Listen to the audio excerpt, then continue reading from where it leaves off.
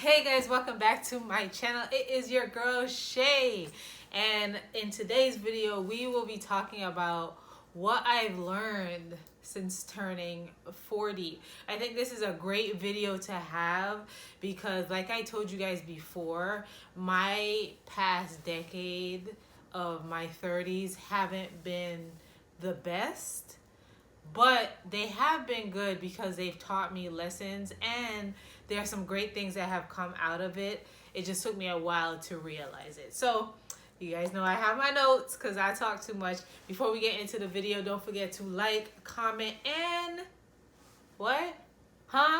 Hey, subscribe. So let's get right into it.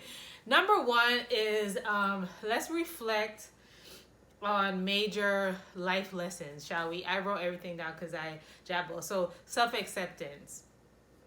I have come, or am coming, to accept myself more, meaning that I used to be called a string bean growing up because I was like, my wrist size has not changed. I've had this bracelet since I was in the 10th grade of high school. So my wrist size hasn't changed. The rest of my body has, though. I have gotten some curves. I've gone up and down in weight due to like life or whatever it is. And I like to eat, child. And I like to eat then, but the metabolism was a little bit faster because I ran track. But now it's slowed down and I've gained weight and I'm curvier and I've lost weight and blah, blah, blah, blah, blah. But I've definitely learned to accept me, curves and all. Like, there's still them things that I want to work on more for health purposes, but all in all, I have actually enjoyed who I am, like looking at me. I think I'm cute. I think I'm cute. Another thing, how much important my mental health is to me now. It wasn't that big of a deal for me. I told you guys before, I've always been a people pleaser, so obviously that entails not putting myself first mentally and sometimes physically. And with that being said, a lot of times I was in like a state of depression. Like I told you guys before in my last video, I tried to like myself and just not getting back there, but my mental was really low. And since my grandmother's passing, before then I was really consistent with my therapist, but once she passed I fell off a little bit because I didn't want to talk to nobody. But I honed back on that, and plus I am currently enrolled in school for my psychology degree because I do want to open a practice sooner rather than later, especially in this world that we're in. But my mental health and my physical health have been top priorities because I do want to live a long life as long as God wants me here, but I also want this life to be happy.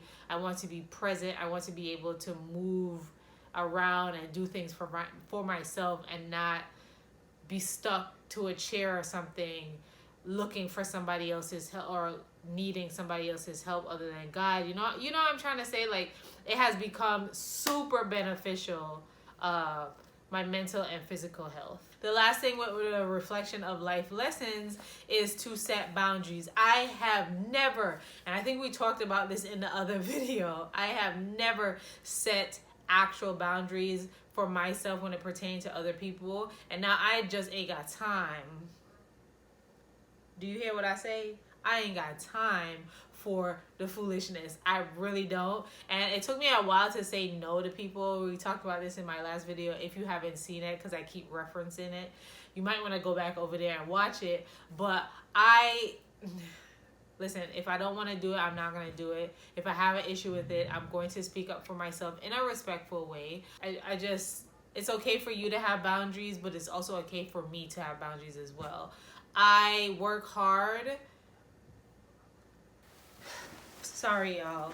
People open their doors and they open their doors so wide that it's like touching your door, and they don't even care. I have so much scratches on my door because of other people. Is very annoying. Number two, child, is my career, my purpose. I always knew that I had a higher purpose than just the traditional stuff that I was doing. I always knew that I was put on this earth, this planet, this whatever, to make people laugh and to make people smile and make people feel better.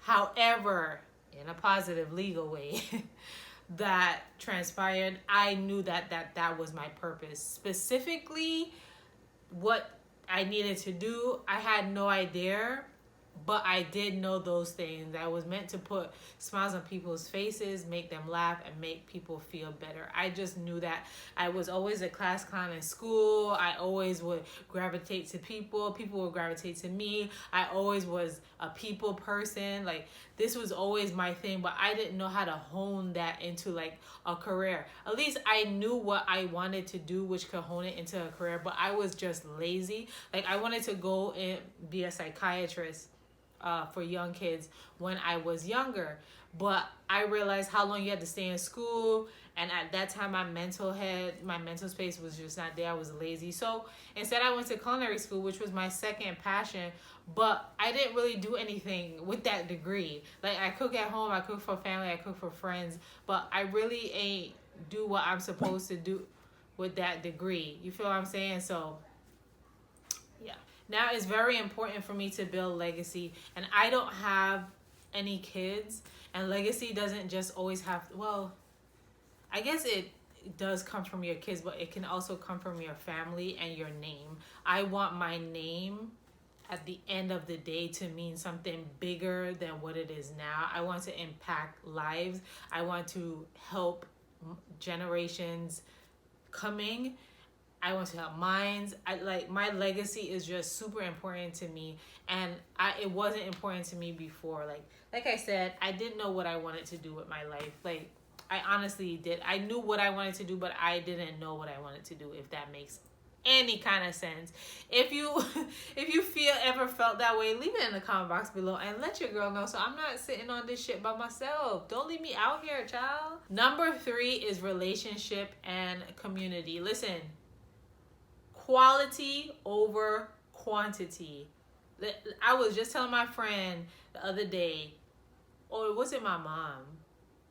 I don't even know, but I was telling somebody, for me, I have always been surrounded by people. I'm an extrovert to the toppest degree. But once I moved to Dallas and it was just me by myself, no family, no friends, no nothing, right?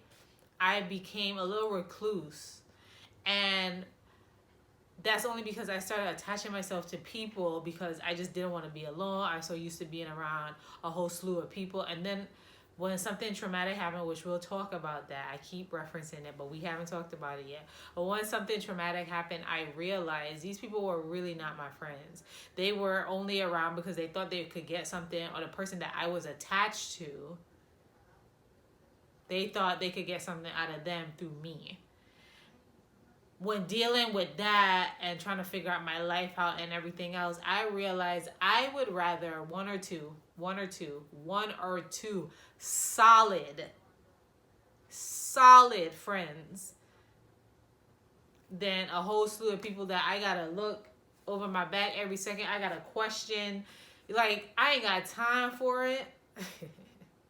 Me and Bo, we be chilling. Listen, I never thought I'd be that lady, but I am. I would rather be with me and Bo than to deal with any kind of thing that's going to stress me out.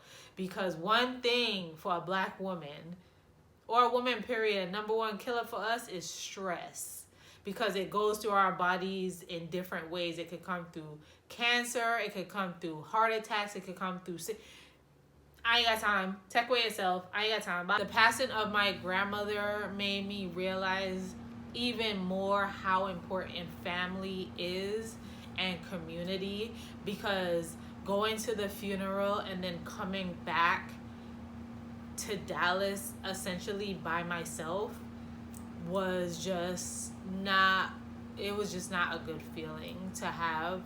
And although we like to act like we don't need anybody, somewhere in the Bible it said that we do. We need people. And to walk around thinking that you don't need nobody, it's just really, it ultimately is sad. People have neglected you or hurt you so bad that now you feel like you don't need people. And it's just maybe you just haven't met your tribe yet. You haven't met your village yet. And I realized my mom, my stepdad, I'm gonna cry, my 3 brothers, sorry, and my sister, that's my tribe, yo. Like, as long as we are solid, I'm good. Like, other people are bonuses. They are bonuses, and I'm grateful for them. But them right there, that's my core. And as long as we are good and we stay connected and just not on the physical, but mentally and get deeper, listen, that's very important to me. And as I get older, and like I said, I don't have a kid, and I've always wanted a family. I've always wanted a child, like, but it just hasn't been my turn yet, or it just hasn't worked out. I'll say it hasn't been my turn yet, because only God has plans for us. It hasn't been my time yet, but those people right there, those are my people. And I realized growing up, and even when my grandmother passed, like, your family is so important. Your community is so important. Your village is so important. Getting a good mentor, all these things, because you don't want to stick in a rut and keep doing life the same way and having the same results. You know what I'm saying?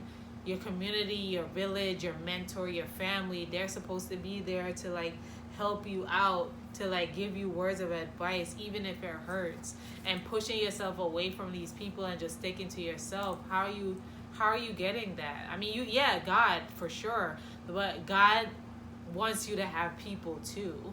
And as I talk about God, number 4 is spiritual and personal growth. Listen, I was the captain, the leader, the charge member for people-pleasing society.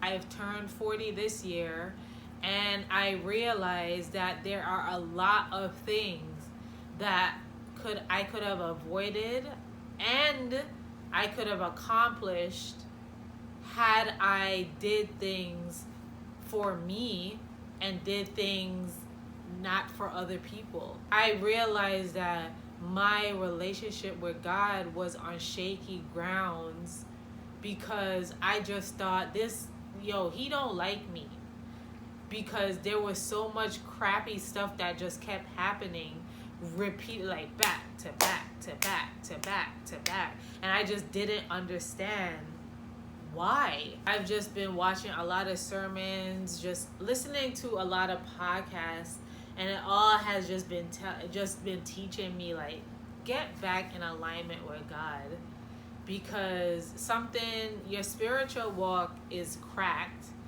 and that shapes all the other aspects of your life. Grounds aren't sturdy, and you're trying to look to improve yourself. But how can you improve yourself when the holy being that brought you here, you are just not in communication with, you don't have a relationship with, because of all the bad things that have happened?